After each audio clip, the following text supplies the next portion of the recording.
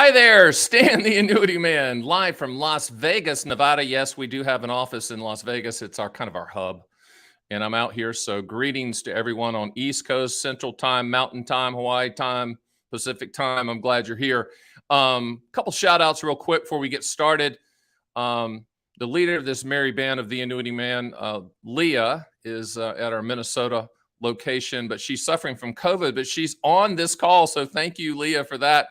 And also shout out to Doc in Denver, who's one of our marketing, leading our marketing team, and she's there as well. So a couple things before we get started. The Las Vegas office is fantastic, obviously, but a little bit internet issues we had this past week. We haven't had it before. So if I freeze up, it's not like I'm doing the robot dance. Just hang in there with us. It's not your computer. So that is what it is. But it's been kind of a crazy month or so in the world of annuities, as you can only imagine. I'm looking forward to today's topic, which is what to know before you buy an annuity. We're going to cover all of that. Get all of your questions. I'll answer everything, anything you want. But I mean, that's the topic. So let's kind of talk about that a little bit. When you go through the process with us, let's just say, you've gotten the books, you run the quotes, you've looked at the MYGA feed, etc., and you've scheduled a call with me or one of my team people, that the solutions team, and you talk to us, and we've determined that annuity is appropriate for you. What happens is then the person you're on the phone with, let's just say it's me, I will schedule a call with our team, and then they are going to call right on the dot, right at the time you tell us to call, and it's going to be a Zoom call. And the reason it's going to be a Zoom call is we're going to show you the application on the screen as we're asking the confidential, non-shared, we don't sell or keep or any of that information. It's the information that the carriers require us to ask, and we're going to fill in that application. We're going to lock in the guarantee. You're going to get a virtual encrypted link to review it and sign it. And then we are going to take care of the transfer, if it's an IRA to IRA or Roth IRA to Roth IRA, or if it's non-IRA, like a non-qualified savings or checking, we're going to facilitate the transfer of that money to the annuity company. Never touches our hands.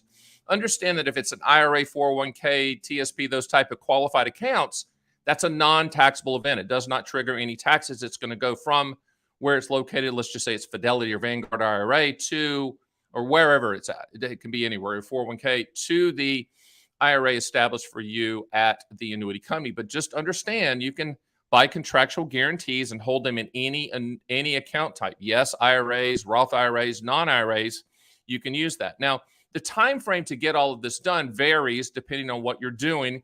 It can be anywhere from 2 to 4 weeks, and the people on the phone will tell you what the time frame is going to be. But a lot of it's dependent upon where the money's coming. And if they're dragging their feet, there is a possibility that we have to get you involved in a call with us on there to kind of nudge them. But we'll let you know that. At the end of the process, you're going to get a physical policy in the mail that you can hold in your hands. You're going to get access to the account with that carrier. You're going to get an annual hard copy statement in the mail. And if you've bought something like a multi-year guarantee annuity that has a not expiration date, but a duration date. In other words, you buy a 3-year MYGA, multi-year guarantee annuity with a fixed rate, we're going to be in touch with you about 90 days prior to the duration date ending and ask you what you want to do. So you don't even have to track that. We're going to do that for you. I guess the bottom line is we are not going to plop paperwork down in front of you and you have to figure it out. We're going to do all of that for you. It's a concierge service, high-level, first-class annuity service that we handle for our clients, so that all you have to do is get on a confidential 30-minute phone call. It typically doesn't take that long unless it's a multiple application call, but it's a 30-minute call. It's a Zoom call, and that's how it works. So that's about it. Now, I'd like to go to our site real quickly. Is that right? Yeah, quickly.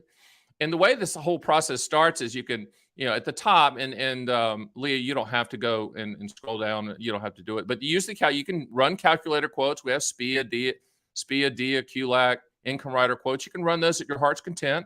You can get the books. We ship those still at the time of this taping, even though our consultants are yelling at us why are we shipping it, hard copy UPS? Because I like it. I want you to get it. I want you to hold the book. Eventually, I guess they'll take that away from us. But for now, if you haven't gotten the books, we'll ship it for free and under an obligation. No one's going to call you. And then the top left-hand corner of that book of call, that's where you can go ahead and click that one. That's where you get me or one of my associates who are actually smarter than I am, but they talk just like me. Not Southern, not all of them Southern. And you book a call, you choose the date. You choose the date. Now, interestingly enough, the times that we're in, and you look at here, yes, there are some Sundays that are open because we are so inundated by people wanting to talk about current interest rates and the products available that, yes, we are working some Sundays. I've opened up my schedule so I can get to you very early in the morning or very late at night. We're doing that. I don't know how long that's going to last, but we are doing that. So with, I guess that's my intro. So let's jump into the questions. I'll read the questions and then we'll go. So this is from Bob. Any downside to using the 10% free withdrawal allowed by mygas to buy new annuities if interest rates are rising? The answer is, and Leah, my CEO, is having a coronary right now. That just is really not allowed in the business. And if it is, it's a gray area that we don't like to go into. In other words, taking from one annuity, paying taxes on the 10% and buying another one. I was on a recent podcast. If you don't listen to my podcast, I have a podcast called Fun with Annuities. It comes out on all platforms every Tuesday. I just did one with a guy named John Lenz, who I call the annuity architect. He really understands this stuff. There are some mygas out there that are called pivot mygas. And I'm working with 2 carriers right now to allow it to work the way I want it to work. And the way that I think it'll be available in the next couple of months, according to John. I was just on a call with him yesterday, but a pivot myga, and I coined that phrase once he told me about it. It's a myga that allows you to buy, let's just say it's at 4%, and you buy the 4% myga. It allows you to get out penalty free with your original premium to buy a higher paying myga. And I'm working on that time frame to be longer than they want it to be. So just hang in there with me. You're going to hear about pivot mygas, but I do have a solution for that next. Greetings from the West Coast. What are the unique challenges for California residents and insurance carriers doing business here compared to New York? And maybe Leah can weigh in on this if you want to get on the mic, Leah, about California. It's just that California, New York, Oregon, New Jersey, those type of states are very, very restrictive on a lot of the products that they allow in. And there, California does have that premium tax that they pull out, and they work directly with the carriers to do that. So if you ran an immediate annuity quote in Tennessee and then one in California, same carrier, the one in Tennessee is probably going to be higher because of the taxes aren't going to be removed. Leah, do you have any comments in on that? Just that California has a requirement, certain requirements for the annuity companies. They don't allow certain things that are allowed in other states. So you usually get lower rates on the mygas, and you do have the premium tax issue with the immediate annuities. So those are the 2 things to keep in mind if you're in California. Yeah. Beautiful state, though. I mean, seriously, can we all nod our head there? Next question. And by the way, once the questions run out, we're gone. So keep them coming. I'll be here as long as you want me to. Is the annuity withdrawal amount guaranteed if you purchase the annuity 5 years prior to when you want to start receiving the payments? So in other words, is the contractual guarantee a real contractual guarantee if you're having the income start in 5 years? The answer is yes. It's not going to change either up or down unless you attach a cost of living adjustment increase to that. And, in my opinion, I'm not sure that's a good idea because the annuity companies don't give that away. But I think this is what the question is. And if it's not, teams us back or send us a message back. Hey, Stan, I want an income to start in 5 years. You said this is the contractual guarantee. This is what you sent me, the contractual guarantees. This is what was in the policy. Is that really a contractual guarantee? The answer is yes, because when we do what's called income later, we're either going to quote a deferred income annuity or a qualified longevity annuity contract if it's an IRA asset, or an IRA asset that you want to pinpoint Qlik type rules, and then an income rider. And so depending on who finishes highest and the one that fits your situation the best, that guarantee will be locked in, whether you're deferring for 2 years, 3 years, 7 years, 5 years, 10 years, whatever. But I think that's the answer to your question. Yes, it is contractual, that number, and you can, you can go to the bank with it. It's going to happen. With income riders, when you run quotes on our system, you're going to see you can do reverse engineer quotes, and you can do, lump sum quotes, whatever it is. however you want to run it. But we also, when you get us on the phone and we go through the quote again with you, we'll send you another quote that shows you what that income stream with an income rider would be if you turned it on a year earlier or 2 years later, et cetera. So it is contractual, and you need to know and need to make the decision on that contractual guarantee. I hope that's the answer to the question. I think it is. Go ahead. Woods Parker, great name. I viewed an earlier video where you stated annuities were like a gallon of milk. Yeah, that's kind of my Southern sayings. With this in mind, would it be wise to buy smaller dollar amounts but set up ladders to take rate changes into account? Maybe. There's no perfect answers to this. What I'm referring to, what Woods is talking about, I always say, annuities are like a gallon of milk. They change every 7 to 10 days, or they spoil every 7 to 10 days. And what I'm primarily talking about is looking at lifetime income quotes or SPIA, DIA, Qlik income rider type quotes. And mygas right now, the fixed rate annuities are also pretty fluid and changing. When you go through the application process, we're going to lock in that guarantee. You just can't lock in a guarantee and think about it for a month. But to answer Wood's bigger question, which is laddering, it's never a bad idea to ladder. You can ladder a couple of ways. You can ladder with income starting at future dates, like you could defer for 3 years. You could buy three annuities today and defer for 3 years, one defer for 3 years, one defer for 4 years, one defer for 5 years. I was on a call before this live event with someone, and they were talking about deferring to 65, and they were a little bit younger, than I would have liked, but they still wanted to move forward. And they said, what would you recommend? I said, because of your age, let's do $100,000 a year for the next 5 years, but have the same income start date. And so we can, you can ladder start dates, you can ladder purchase dates, and you can ladder both. It really comes down to the customized quote and the solution that we deem is appropriate for your specific situation. But laddering anything is not a bad idea, because what it does, it takes that master of the universe thing, a Gordon Gekko thing off your shoulders that you're trying to time things. No, you're just going into it with a pragmatic approach, whether you're laddering mygas, a 2, 3, 4, and 5 year myga, fixed rate, knowing that interest rates might move. And if they do, you have money coming due on an annual basis starting year 2 to attach to that, or having income start at a future date. So laddering is a great, great strategy. Next. Hello, Stan. Does it make more sense to purchase a 3 year MYGA and then convert it to SPIA for lifetime income, or just purchase a 3 year DIA, or possibly allocate a portion of both? And I'm so glad you asked that. I'm kind of setting the industry's hair on fire a little bit, because I did a video called MYGA to SPIA. It's on our site, and we'll be, you can go to the podcast or blogs, or I think somewhere, and you can find it. But anyway, and it's on my YouTube channel as well.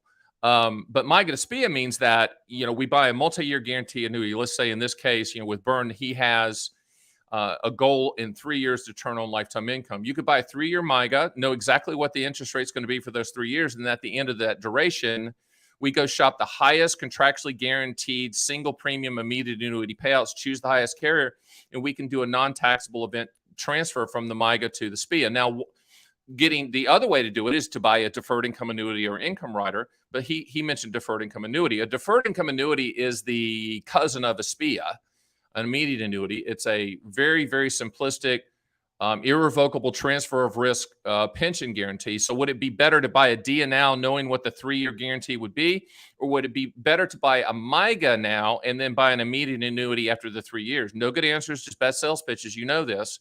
But the reason the MYGA to SPIA might be something that you might like, it gives you the opportunity to make a hard pivot at year 3 and get all your money back with interest and move on to something else, or transfer it non-taxable event to the immediate annuity. Is there a possibility that the payout for the immediate annuity 3 years from now would be higher than if you bought a DIA right now with a 3 year income starting in 3 years? Yes, but what I would suggest, I think Byrne even mentioned this, why not do half and half? Why not do, if you had $300,000 in mind for income in 3 years, why not do $150,000 in a deferred income annuity started in 3 years? We know exactly what you're going to get.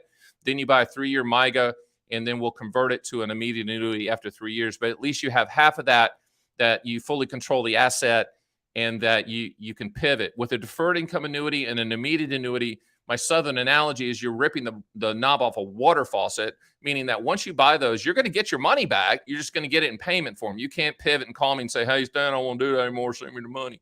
But you can with MYGA to SPIA, and that's the reason that it's very, very popular, especially at these rates right now. if you go to the site and pull up the MYGA rates, the live MYGA feed, you're going to see really good rates. Now, don't be everyone's turned into a interest rate analyst all of a sudden overnight. Well, what do you think, Stan? What do you think? I don't know. I'll tell you this right now, and I want to talk about this real quickly. People say, well, Stan, when Powell raised rates the other day, we had a couple carriers lower their rates. What's going on there? How is that even possible? Isn't it linear? Isn't when Powell and Janet Yellen raised the rates, why don't they just automatically go up? And I'll tell you why. With life insurance companies, there's really 5 legs to the pricing stool. And this is how they look at it. The first leg is they sell life insurance products so they know when we're going to die, right? They also sell lifetime income products. Again, they know when we're going to die. So those are profitable. They also have legacy bond portfolios, Jimmy Carter bonds and Barack Obama bonds and George Bush bonds, and they have those in place that are getting specific yields, et cetera. And then they look at interest rates from Powell and everybody. But the fifth one is the one that no one knows about, but everyone needs to know about. And the fifth leg is capacity. When they put out a MYGA or an immediate new or something like this, whatever the product is, typically, not all the time, but typically they have a specific dollar amount that they're looking to raise. Let's just say they put out a 5-year MYGA. And they're saying internally, they don't tell Stan the Annuity Man that they want to raise $5 billion for that 5. Once they do that, once they hit that bogey, they're going to lower rates. We had 2 A+ rated carriers recently that lowered their guarantees on their MYGAs. Why? Because they raised so much money. Capacity drives the train as well. So, I know that at the time of this taping that we have potential future interest rate hikes. Will that move the needle? I don't know. With some, yes. I also make a great analogy, and everyone's going to laugh at this. Remember when you went to the junior high school dance? There were boys on one side, girls on the other, and we're just waiting for 2 maniacs to dance so we all could dance and not look stupid or just get with the trend. In a lot of cases with the annuity companies, they're waiting for companies to move.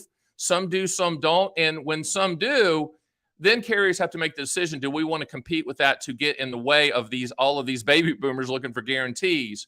But just remember, it's not linear and automatic that annuity companies are going to raise rates when the Fed raises rates. Because money's flowing in so heavily right here, a lot of times they're not going to do it. So don't be surprised, even if the next Fed raise, they raise it and there's no movement at all, but there might be. And the fact that there might be is the reason that theannuityman.com is the leader out here in direct-to-consumer sales, and we represent pretty much every single carrier out here because annuities are commodity products. So we have to shop all carriers. And if someone's looking to dance, right? If someone's trying to break out and have a higher contractual guarantee, we're going to have that available to you. All right, next question. This is from Peter. If you plan on purchasing an immediate annuity at the beginning of next year, what are the benefits of doing it now?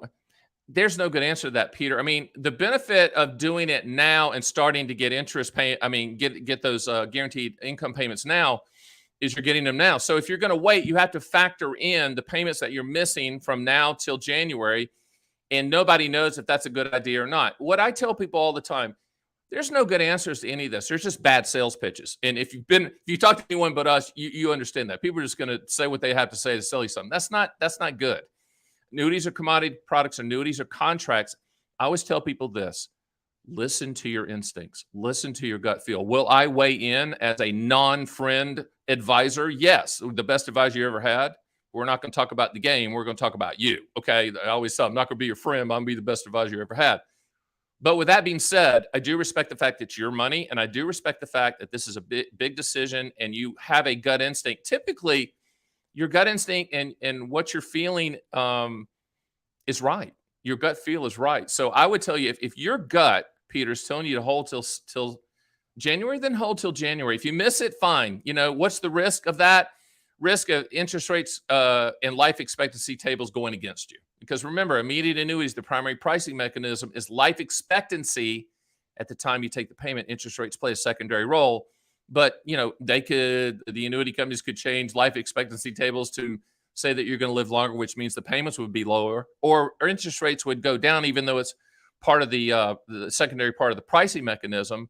It is part of it. And so if interest rates go down, and speaking of interest rates right now, it's just really cavalier for everyone to say, well, they have to go up. Well, in a perfect world where the Fed would act independently and autonomously of whoever's in office, yes, you're right.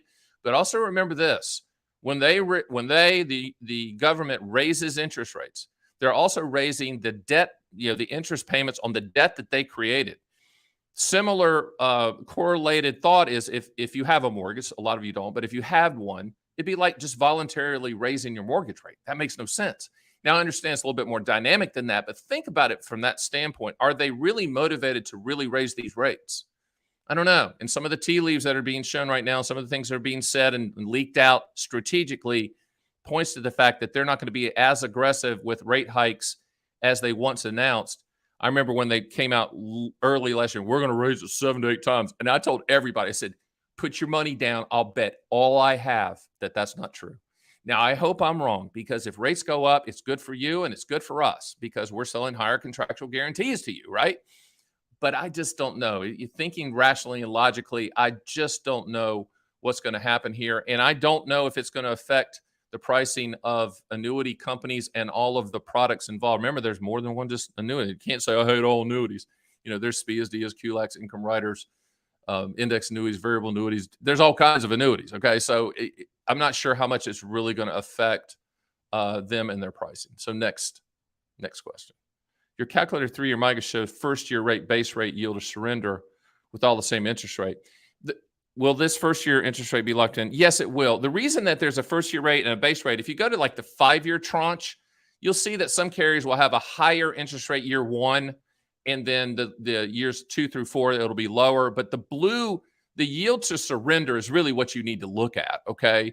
That's what you're going to get on an annual basis.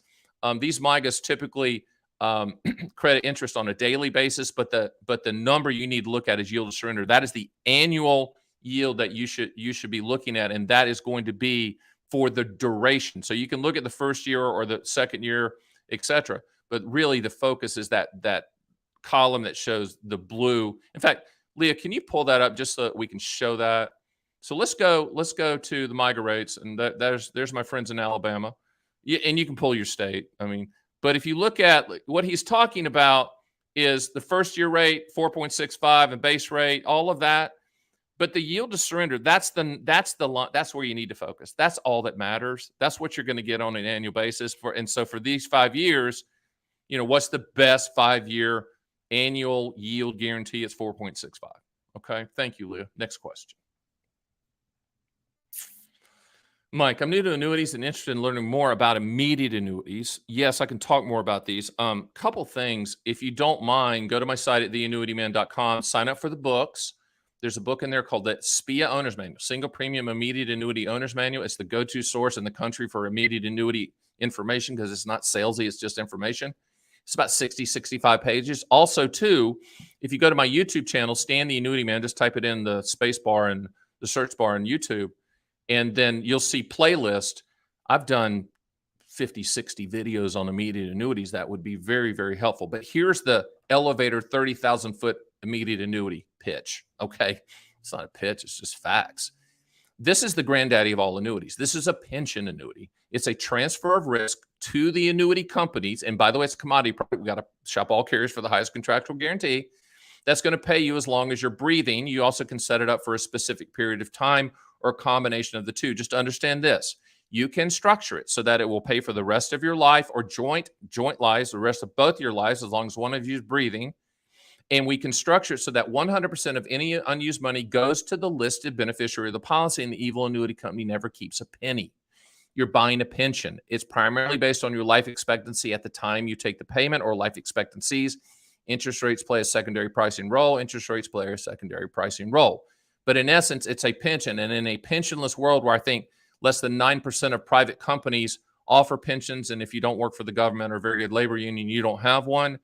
Most people, if they want a lifetime income stream that they can just bank on, then they're buying immediate annuities. So that's my elevator speech on that. But I would encourage you to get the book and then watch the videos on it as well, because I've dug in and done so many of these things. So, or you could schedule a call with me and you could talk about it. One of the three. How about that? Next. Are the payouts from SPIAs and DIAs and an IRA subject to a 10% penalty if the IRA owner is younger than 59 and a half? Do they satisfy? I'm gonna punt this one a little bit to the CPAs, but let's just talk about this for a second. And Leah, I need you to weigh in as well because you have 30 years of experience. When we're talking about IRAs and you're pre-59 and a half, there are some rules within the IRS. You can look them up. 72T is one of them. But typically, when you annuitize something and create payments for life, it does circumvent the 10% penalty. Leah, I need you to weigh in as well.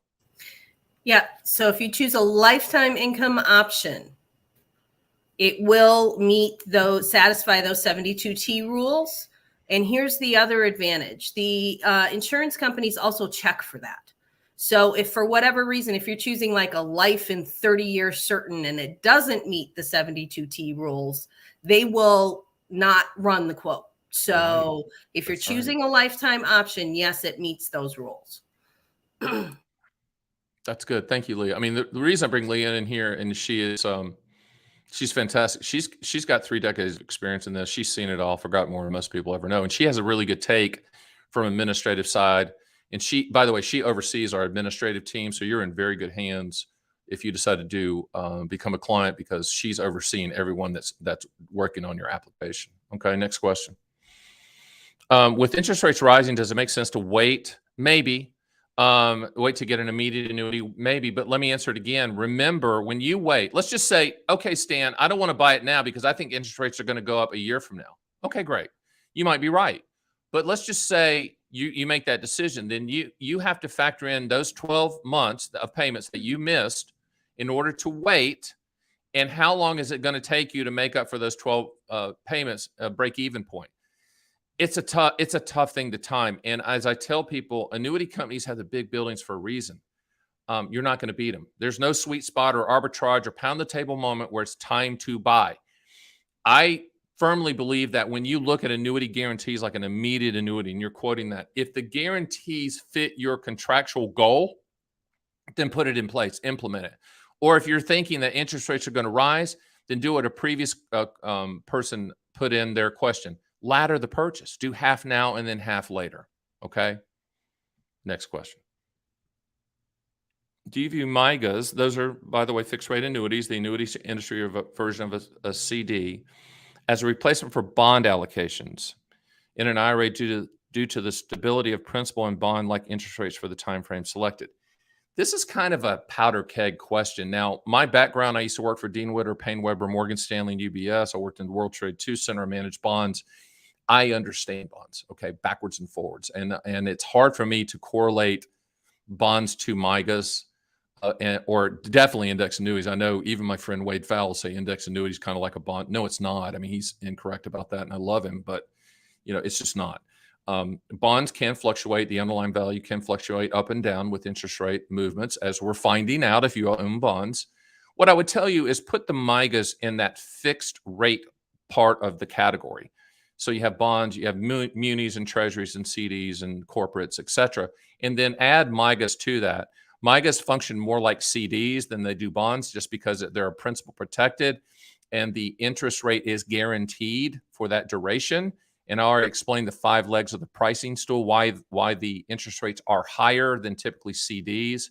But I don't sell CDs, but CD and MYGA combinations are really good because you can buy CDs at the shorter duration, 6 months up to 2 years, and then MYGAs after that, and really put in a good fixed rate ladder. But my opinion, for what it's worth, and take it for what it's worth, is that we are in some volatile bond markets right here. My good friend Owen Schrum at Schrum Wealth Management, who's on my podcast all the time, he's a very good friend of mine.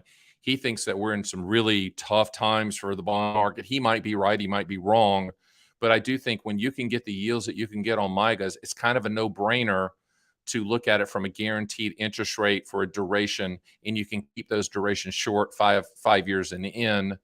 Also remember that, with MYGAs, you're looking at the claims paying ability of the carrier.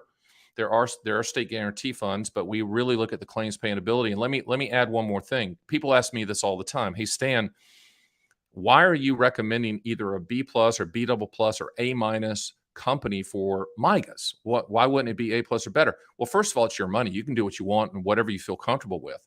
But when I'm looking at multi-year guarantee annuities for that duration, here's my Southernism. We're dating them. We're not marrying them. We're dating them for that duration. Now, if you come to me and say, okay, we need a lifetime income stream, immediate annuity, deferred income annuity, income rider, Qlik, we're A+ or better typically all of the time. Not 100% of the time, but typically A+ or better because we're marrying them for your life. But with mygas, we're dating them. We're not going to be there after the duration 99% of the time. We're going to move it to somewhere else, or we're going to move it back to the account it came from when you initially transferred it to the annuity company, or we're going to send you the money, with interest. Because remember, mygas, you're not annuitizing, you're just locking in a guarantee and you have full control over the asset. So I hope that answers the question. But if it's made it to my feed on my site, then I've looked underneath the hood from a financial standpoint, solvency ratio, all that stuff, to make sure that they can back up the claim for that duration. Now, when you get us on the phone and you say, okay, is this one good? And we say yes, that means we've looked at it, we've signed off on it, we've looked at their financial capabilities to back that up. And we will, without hesitation, tell you no on certain carriers if things change, okay?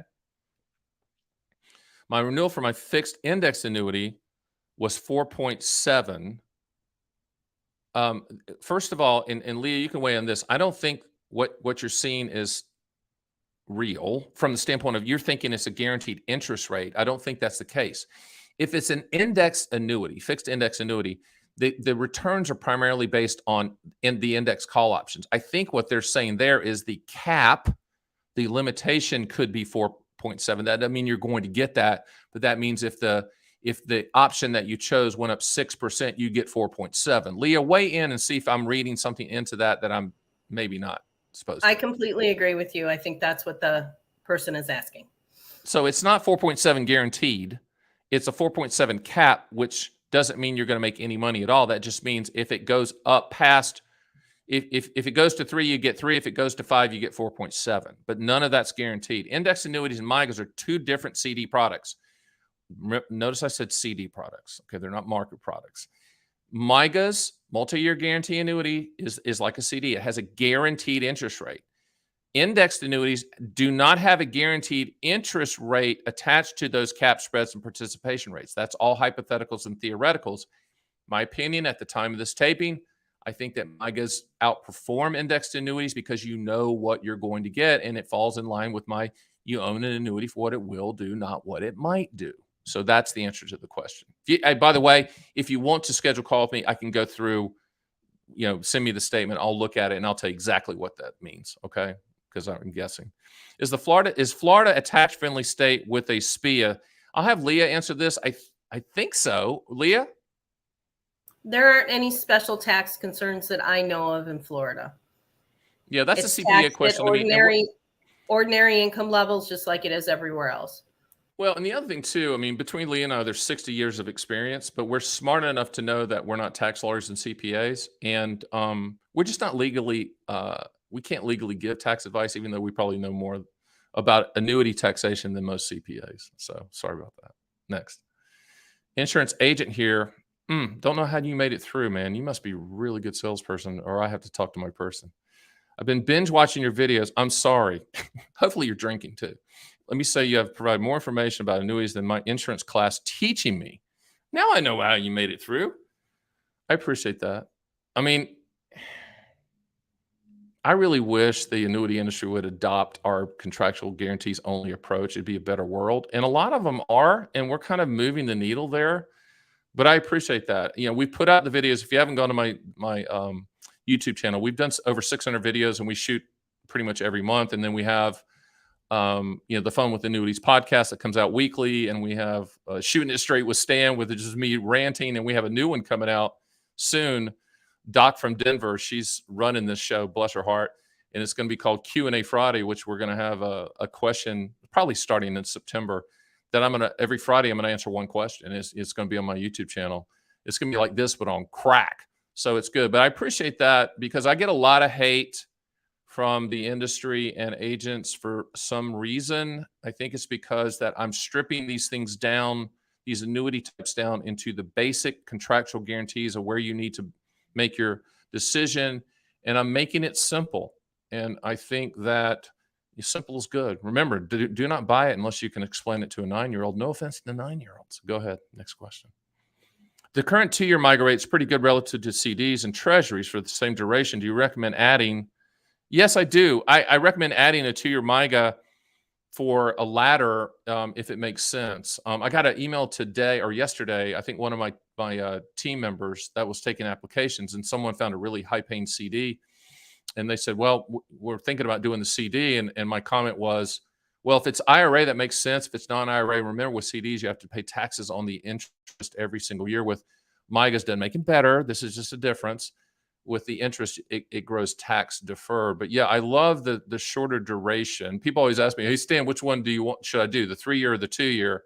Typically, I'm going to defer to the shorter duration unless you convince me otherwise.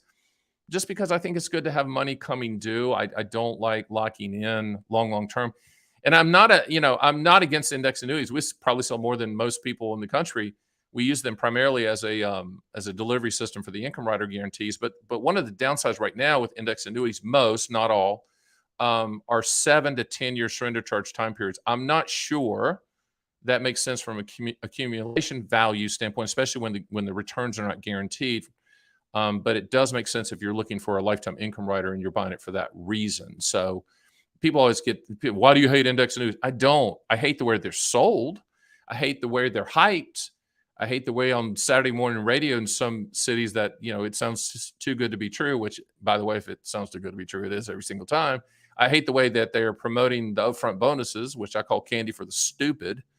I really wish they would clean it up. Index annuities, they're not too good to be true. They can be pretty darn good if you understand it and buy it correctly and understand how it actually works, which we explained to you.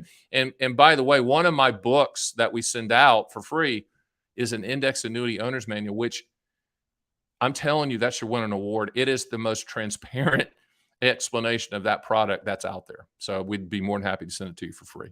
Next question.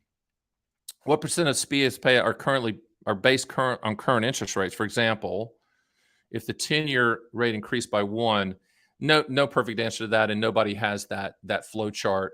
The other thing too is depends on how you structure it. If you said, Stan, I want a 10-year period certain or a 20-year period certain, meaning you only want it to pay for that period of time, then interest rates are 100% driving the train. But most people are buying a lifetime income stream. So it might be life with 20 years certain, or life with 10 years certain, or life with cash refund, or life with installment refund. The life part drives the train. Leah, I'll let you weigh in on this. You might have a better inclination on the percentage, but just, I always just tell people it's about life expectancy. What's your take?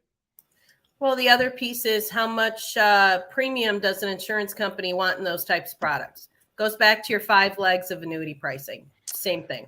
Yeah, let me add to that. Thank you, Lee, for reminding me. When annuity companies, I want you to think about your portfolio like your investment portfolio. You have small cap, mid cap, value, international, et cetera, right?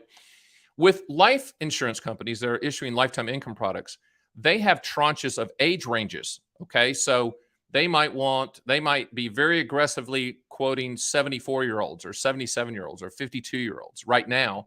But once they fill up that tranche, then those guarantees will go down, and then somebody else will come in and quote and come after those same age ranges. That's the reason it's very important to quote and that's what we do here at the Annuity Man, is quote all carriers for the highest contractual guarantee. So it's a capacity issue as well. Thank you, Leah, for bringing that up. Just it's not as linear and static as you want it to be, which means that's why we quote all carriers. Next question. Is it true that the income from a Qlik counts towards satisfying the RMD on the remaining tax-deferred assets? Let me explain qualified longevity annuity contracts being used in traditional IRAs and some qualified accounts. Right now, the current rule is you can use 25%, the lesser of 25% of all of your qualified assets, or $145,000 at the time of this taping, okay, per IRA. Now, let's just say you qualify for the 145 and you buy the 145 and you're going to defer income and turn it on at age 80 or 81 or whatever you decide. When you go to take your required minimum distribution, that 145,000 is not used to calculate your RMDs. So let's just say you have $1 million in your IRAs total, and you buy a $145,000 Qlik, so you qualified to do that. Then that 1 million minus the 145, that amount is going to be what you base your required minimum distributions. Let me say something very, very clearly. Qliks really, in my opinion, should not be purchased for the tax benefits or the lessening of the potential tax liability of your RMDs because mathematically it's not a pound the table reason. The reason Qlik should be used is a hedge against inflation for future income starting at a future date, and also to add your spouse as a lifetime income recipient with your personal IRA. To me, that's the better reason. But yes, it does have the potential to lower your taxes on your required minimum distributions. Next. If I put all my money, retirement money in annuity, first of all, we wouldn't let you. How does it affect RMD at age 72? Let's talk about the first part of that sentence. The annuity industry, and we are a leader, if not the leader out here, thought leader in the annuity industry. We do not like to see you put more than 50% of your investable assets in annuities. Can we push that and use a bullet to maybe get it to 60? Maybe. And every time that happens, Leah walks in my office and goes, "Now, why are we doing this again?" And I love her for that because she's looking after you. The annuity industry. There were some problems decades ago with annuity agents taking the little old lady's money, in Florida and putting it all in annuity. You cannot put it all into an annuity, and if you have, all I can guess is that the application was not filled out properly by the writing agent.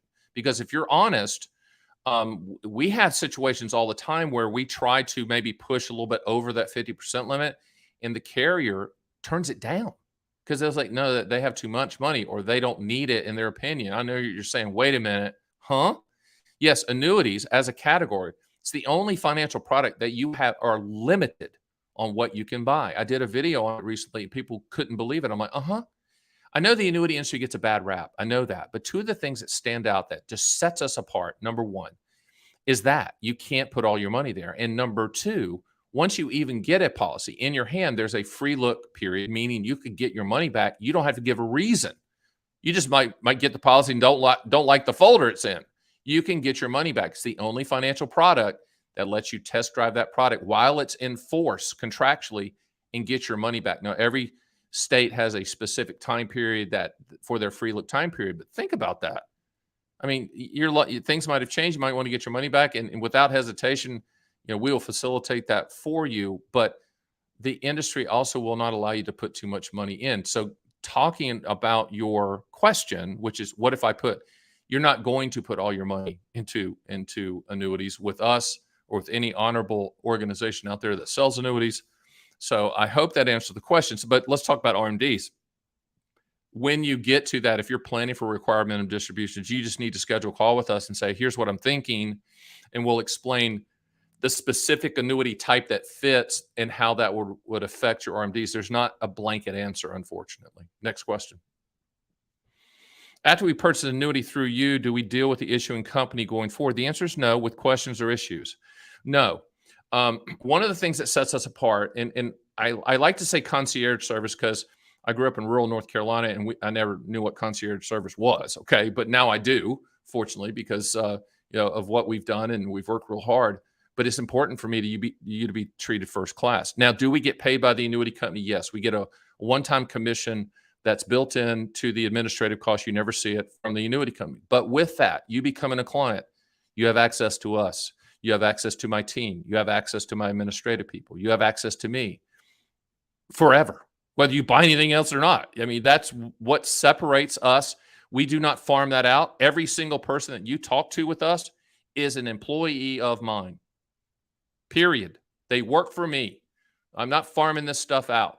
So I'm very adamant about that. I mean, we've grown from when it first started, it was me and my wife, and bless her heart that she's still with me. But anyway, now it's big and we're growing, and Leah's been with me really pretty much from the start as well.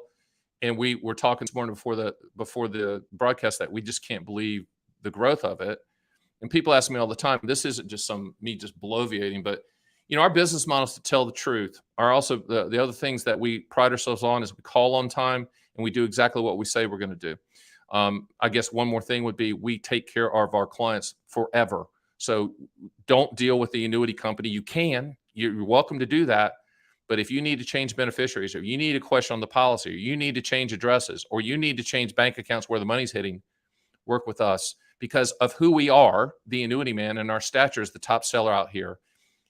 Companies work with us in a different manner, and we do get people assigned to us to get things done on your behalf. So please use us. That's what we're here for. Next. If you cash in your MYGA at the end of the term, can they take out taxes if it's not an IRA? Lee, I'll have you answer this. I'm assuming yes. So in other words, the answer is you buy a MYGA in a non-IRA account. At the end, you say, okay, send me all the money back, Stan. We're going to go buy a boat. I'm assuming that the annuity company can do that. I've never crossed that bridge here in the last couple of years, so it escapes me. What's the answer, Leah? Yes, the form that you fill out to get your money back asks if you want them to withhold taxes or not. It's up to you. And that's the unbelievable Leah, who is running the show. You often mentioned PIL, Principal Protection Income for Life, Legacy, and Long-Term Care. That's the acronym I came up with for if you do need an annuity. If you don't need to contractually solve for one or more of those items in the PIL, you do not need an annuity. Notice there's no G for growth. If you need market growth, don't buy an annuity, please. I get the first three, but what do you mean by long-term care? Okay, long-term care, there is a annuity type, an income rider that provides for what we call enhanced benefit or confinement care benefit. But when we talk about long-term care, if we're talking about pure long-term care, that is a tax-free benefit, okay? And there's three different types of pure long-term care, one of them being annuity, but that's not a life insurance product. That's a health insurance product. If you're very interested in long-term care, I will refer you to the #1 long-term care expert in the country. He is a good friend of the Annuity Man. His name is Jack Lindenberg. We've done podcasts with him. If you want to go to my site, you can pull up podcasts I've done with Jack. He is fantastic. He's like me. He's a straight shooter. He's not going to sell you anything. He's going to tell you the truth, but he does represent all carriers. And if you do want to buy, it is concierge service just like us. But there is an index annuities have income riders with what's called enhanced benefit, a confinement care benefit. In my opinion, that's your last resort. If Jack cannot get you coverage, real long-term care, tax-free coverage, then the index annuity, the income rider, is your last resort. I always tell people, if you're the person that's smoking 12 packs of cigarettes a day and drinking a bottle of Jack Daniels, then the income rider is going to be your play because no one's going to underwrite you. But true long-term care coverage is either simplified issue or full underwriting to get real coverage, okay?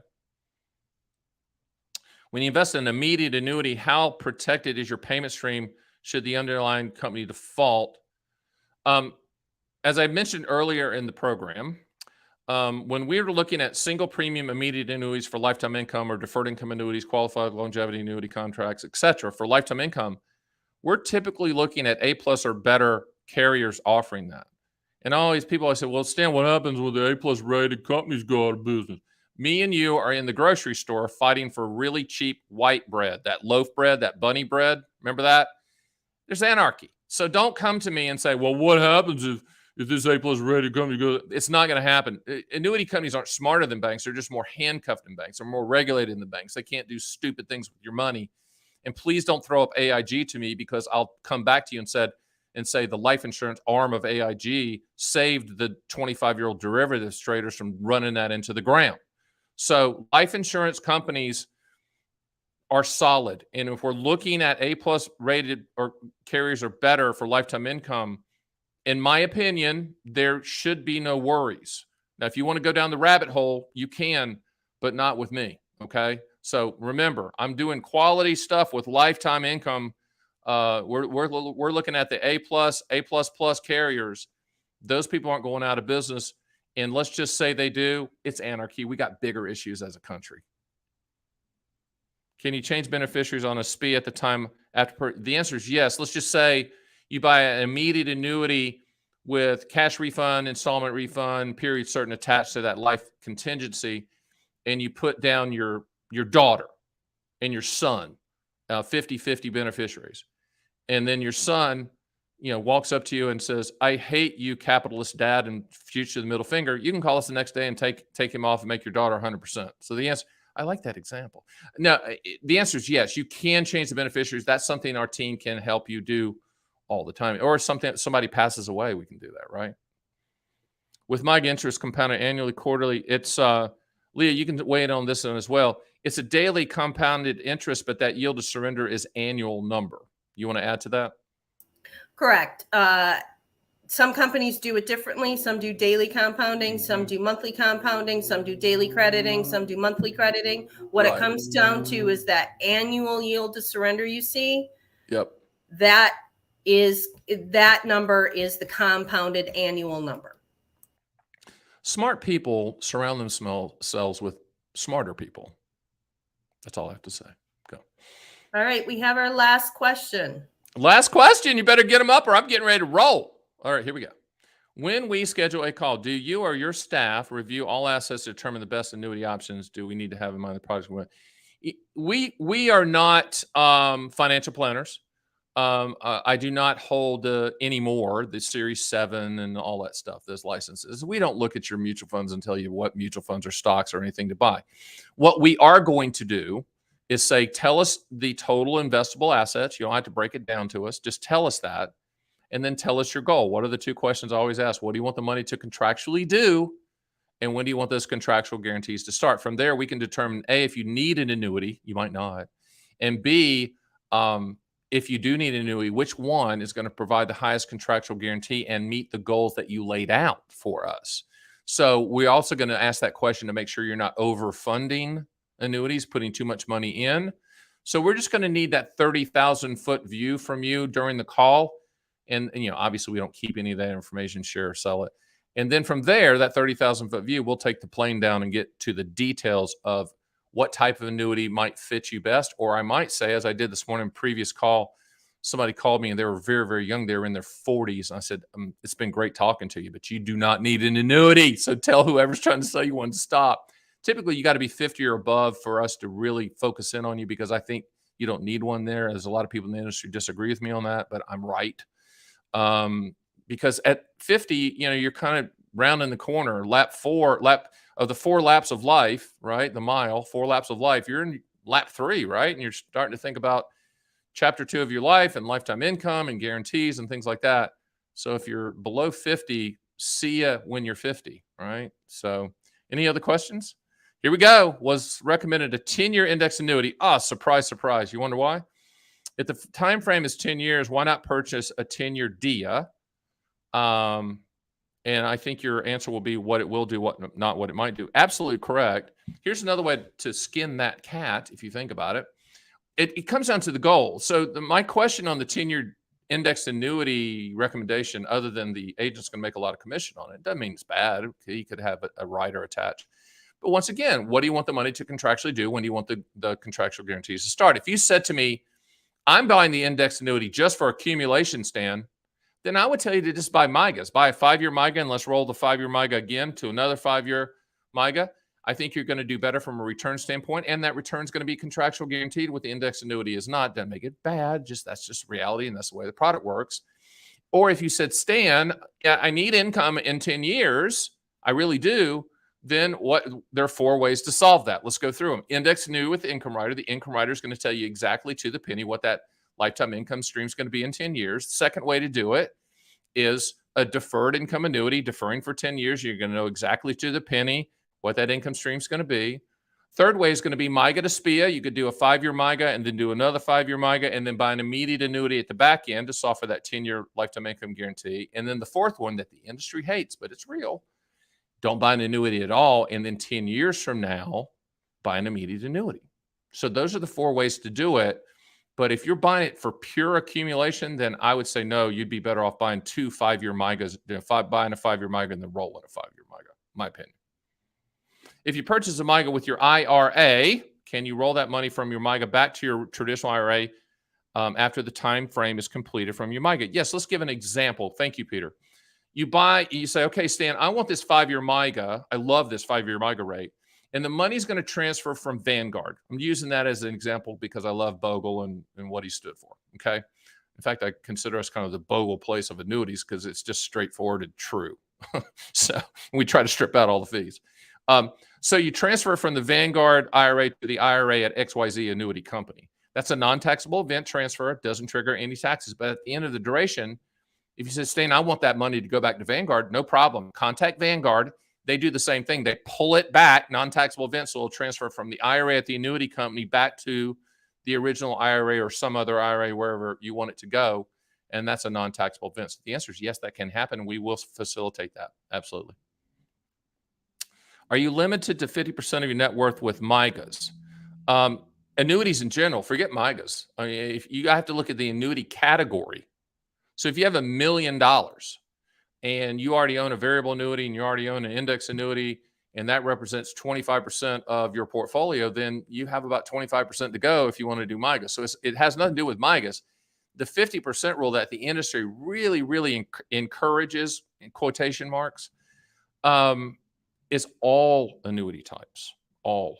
Okay. Anything else? That is it. Listen, thank you so much. This has been fantastic. We do this every month. There will be a replay up if you want to rewatch it. My team, Doc, and her team is going to put that together. Thank you for joining us. We'll see you next time.